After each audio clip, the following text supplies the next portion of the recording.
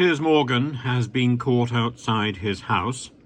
Outside his house, he's got the most extraordinary wreath on the door, which looks like a like a pile of Brussels sprouts. Maybe it's not, maybe it is, but there we are. It looks like that.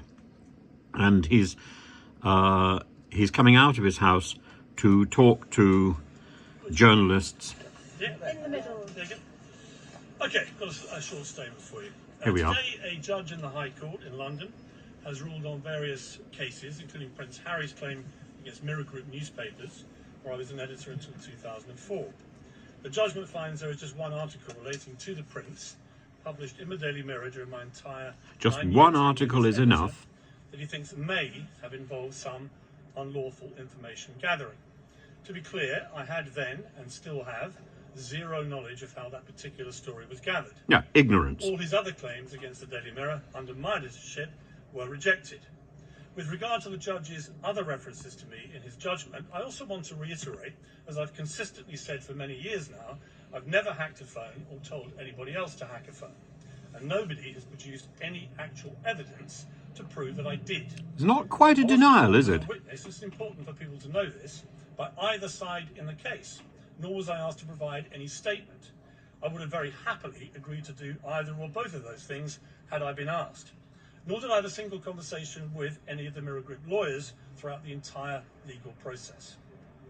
So, I wasn't able to respond to the many false allegations that were spewed about me in court by all foes of mine with an axe to grind, most of which, inexplicably, were not even challenged in my absence by the Mirror Group Council. Well, that's interesting. But I note the judge appears to have believed the evidence of Omid Scobie, who lied about me in his book, and he lied about me in court. Absolutely. And the whole world now knows him to be a deluded fantasist. Absolutely. And he believed the evidence of Alistair Campbell, another proven liar who spun this country into an illegal war. Finally, what's the war got to do with it? Prince Harry's outrage at media intrusion into the private lives of the royal family is only matched by his own ruthless, greedy, and hypocritical enthusiasm for doing it himself. He talked today about the appalling behaviour of the press, but this is a guy who's repeatedly trashed his family in public for hundreds of millions of dollars. So even what? As two of its this isn't the issue. Respected members were dying, his grandparents. It's hard to imagine, frankly, more appalling behaviour than that. As for him saying this is a good day for truth, the Duke has been repeatedly exposed in recent years as someone who wouldn't know the truth if it slapped him around his California tanned face.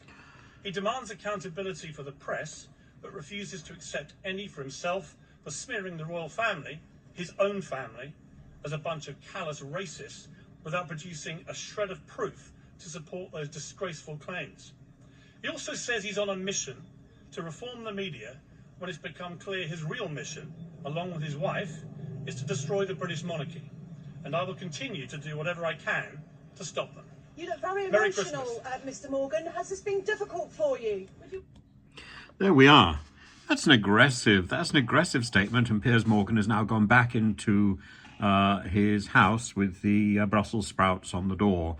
And it's not quite a denial of the hacking issue, and it responds to the judgment by throwing further allegations back at Prince Harry and back at the judge, among other people. I mean, it's quite extraordinary. And at Omid Scobie. Well, of course, I entirely approve of that one.